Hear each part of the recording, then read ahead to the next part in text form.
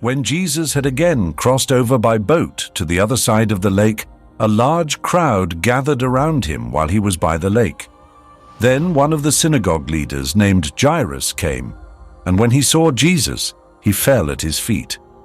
He pleaded earnestly with him, "My little daughter is dying. Please come and put your hands on her so that she will be healed and live." So Jesus went with him. A large crowd followed and pressed around him. And a woman was there who had been subject to bleeding for 12 years. She had suffered a great deal under the care of many doctors and had spent all she had, yet instead of getting better, she grew worse. When she heard about Jesus, she came up behind him in the crowd and touched his cloak, because she thought, "If I just touch his clothes, I will be healed." Immediately her bleeding stopped, and she felt in her body that she was freed from her suffering. At once, Jesus realized that power had gone out from him. He turned around in the crowd and asked, "Who touched my clothes?" "You see the people crowding against you," his disciples answered, "and yet you can ask, 'Who touched me?'" But Jesus kept looking around to see who had done it. Then the woman, knowing what had happened to her, came and fell at his feet, and trembling with fear, told him the whole truth. He said to her, "Daughter, your faith has healed you. Go in peace and be freed from your suffering." While Jesus was still speaking, some people came from the house of Jairus, the synagogue leader. "Your daughter is dead," they said. "Why bother the teacher anymore?" Overhearing what they said, Jesus told him, "Don't be afraid, just believe." He did not let anyone follow him except Peter, James, and John, the brother of James. When they came to the home of the synagogue leader, Jesus saw a commotion with people crying and wailing loudly. He went in and said to them, "Why all this commotion and wailing?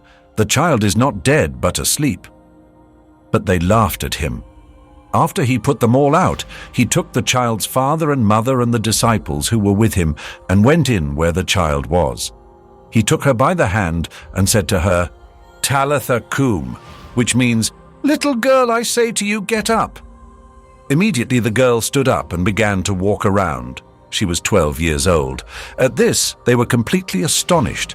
He gave strict orders not to let anyone know about this and told them to give her something to eat.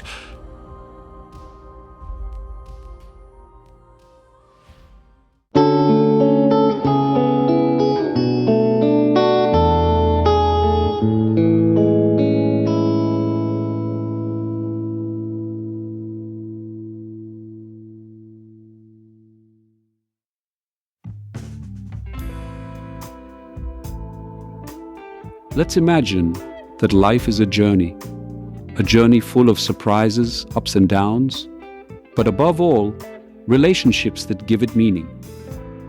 When we lose someone close, someone with whom we shared our days, the heart breaks and the soul seems to bleed. Well, at such a moment, our hearts beat together with Jairus from the Gospel of Mark.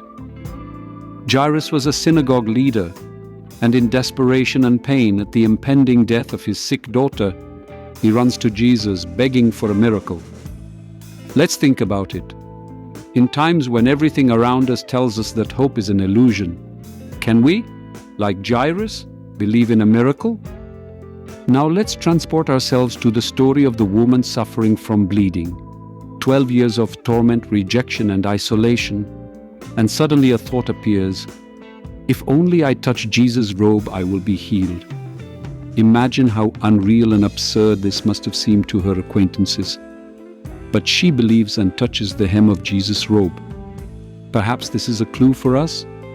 Maybe in moments when our marriages and relationships are dying, instead of succumbing to despair, we should try the same madness of faith.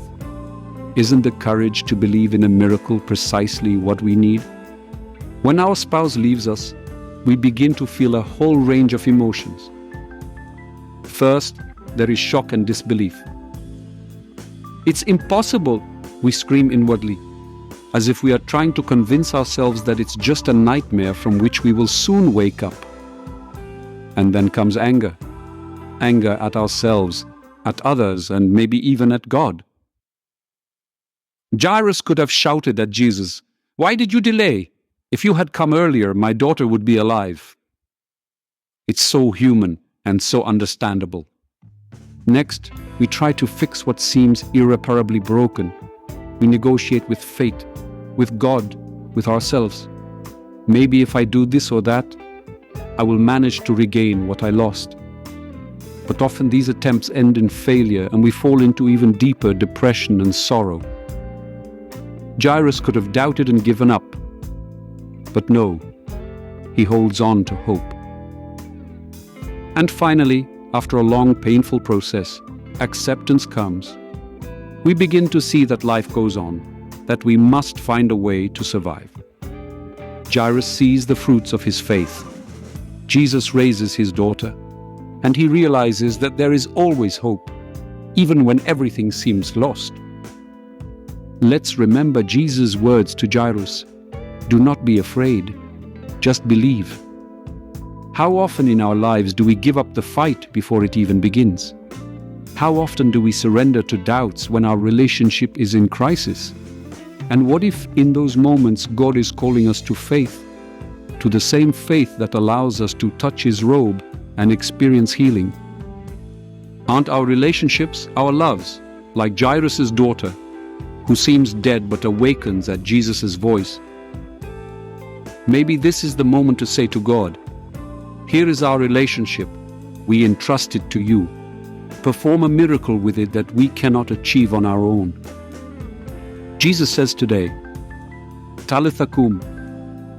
Little girl, I say to you, get up.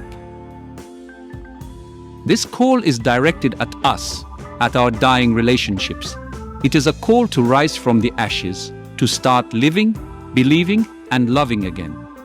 Our faith, even as small as a mustard seed, can move mountains. It can restore hope where there is none. It can heal hearts that are bleeding.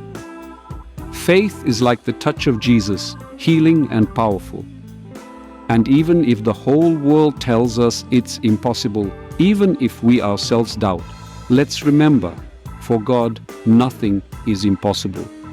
Let's touch the hem of His robe, entrust Him with our hearts and our relationships, and we will see miracles that are hard for us to even imagine. May God bless us all.